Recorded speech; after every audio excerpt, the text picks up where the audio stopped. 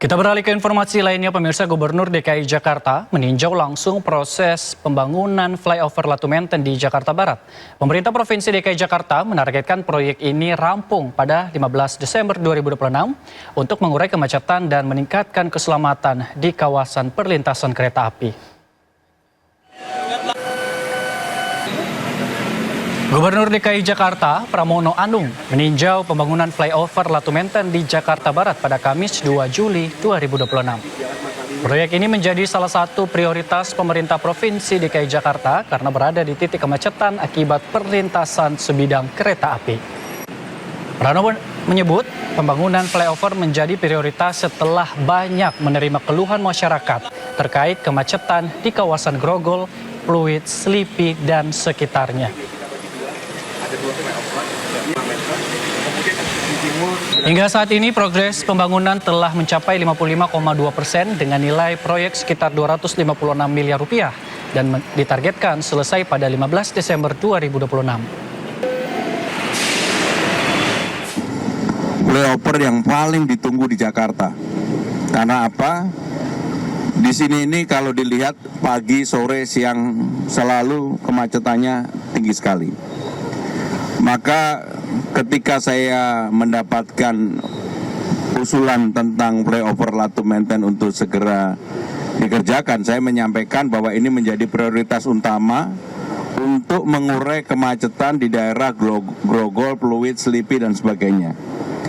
Dan sekarang ini progresnya sudah 55,2%. Budgetnya 259 miliar rupiah. Ini salah satu proyek prioritas pemerintah DKI Jakarta yang saya harapkan akan bisa selesai tanggal 15 Desember.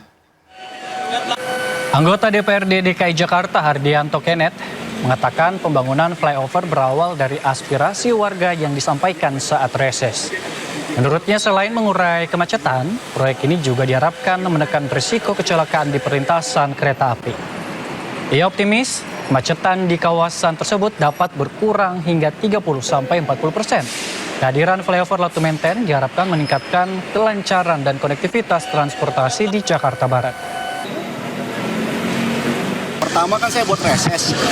Jadi reses itu kan adalah acara serap aspirasi masyarakat. Nah saya ingat saya buat di belakang ini nih. Di belakang sini warga minta supaya ada flyover. Sebenarnya bukan flyover, gimana caranya bisa mengurai kemacetan di pintu kereta ini.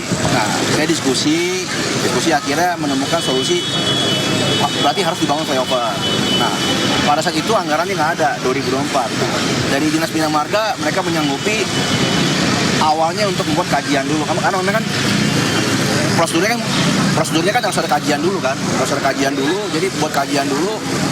Setelah itu baru masuk ke lelang fisik. Nah, lelang fisik, sosialisasi dan lain-lain. Nah, pada akhirnya ya adalah pembangunan. Pemirsa, Anda kembali di Sindo Malam. Dr. Tifa resmi didakwa dengan pasal berlapis dalam sidang perdananya di Pengadilan Negeri Jakarta Timur pada Kamis siang. Salah satu barang bukti digital yang diungkap jaksa penuntut umum adalah dakwaan, yakni tayangan program Rakyat Bersuara di iNews yang masuk dalam berita acara pemeriksaan digital.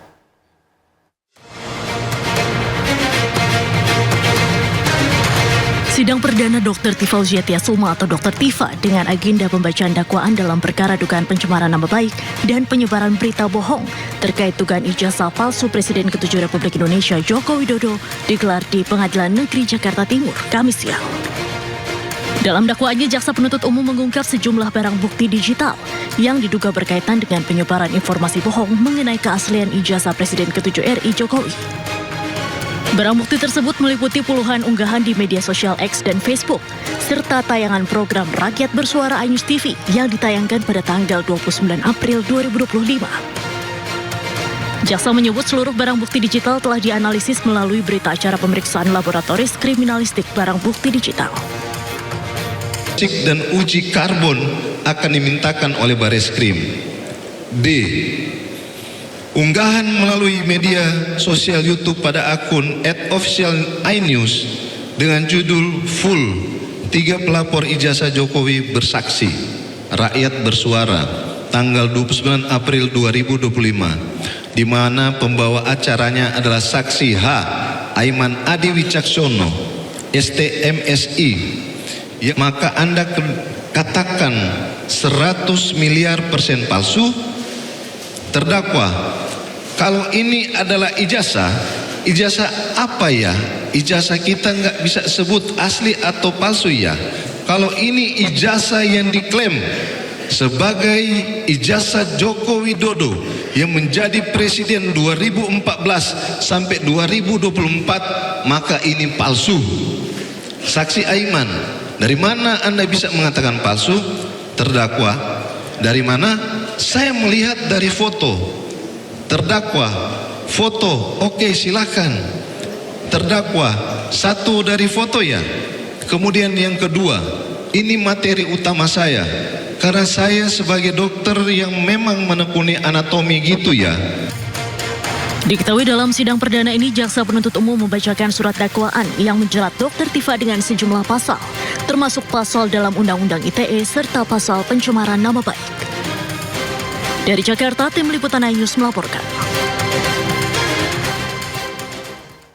Ya, pemirsa, setelah didakwa melakukan tindak pidana fitnah dan pencemaran nama baik Presiden ke-7 Republik Indonesia Joko Widodo, Dr. Tifa sebut poin dakwaan tidak relevan dan akan ajukan perlawanan. Usai jalani sidang dakwaan, Dr. Tifa bersama 25 kuasa hukumnya menghampiri awak media untuk memberikan respon terkait hasil sidang. Dr. Tifa beropini bahwa dakwaan tindak pidana fitnah dan pencemaran nama baik terhadap Joko Widodo adalah hal yang tidak relevan. Ia menegaskan bahwa apa yang ia sampaikan selama ini merupakan pendapat ilmiah berdasarkan keilmuan yang ia pelajari. Selain itu, pemirsa, Dr. Tifa juga menyampaikan satu-satunya cara untuk membuktikan dirinya melakukan pencemaran nama baik yakni dengan menunjukkan ijazah asli Joko Widodo di persidangan secara langsung. Merespon hal tersebut, kuasa hukum Joko Widodo, Yakub Hasibuan, tegaskan ijazah Joko Widodo dari SD hingga bangku perkuliahan akan ditunjukkan. Pertama adalah berkaitan dengan ilmu saya, ilmu anatomi morfologi yang memang sudah saya sampaikan di dalam iNews 29 April 2025. Saya diundang sebagai ahli, di mana di situ saya memberikan penjelasan tentang bagaimana saya melihat dari dokumen yang beredar atau benda digital yang beredar di internet yang banyak orang mengatakan itu sebagai ijazah Joko Widodo. Di situ saya timnya Abang. Ya, memang bahan yang laporan kami adalah 3235 ITE dan kemudian 433, 434 yang KUHP baru juga. Kalau dulu 310, 311. Memang sudah sesuai dengan laporan kami dan kami juga mengapresiasi sekali penuntut umum dakwaannya sangat komprehensif yang menurut kami juga sudah mewakili kepentingan Pak Jokowi. Jadi mudah-mudahan pembuktiannya juga nanti bisa maksimal sehingga cepat nanti kita mendapatkan keputusan yang bisa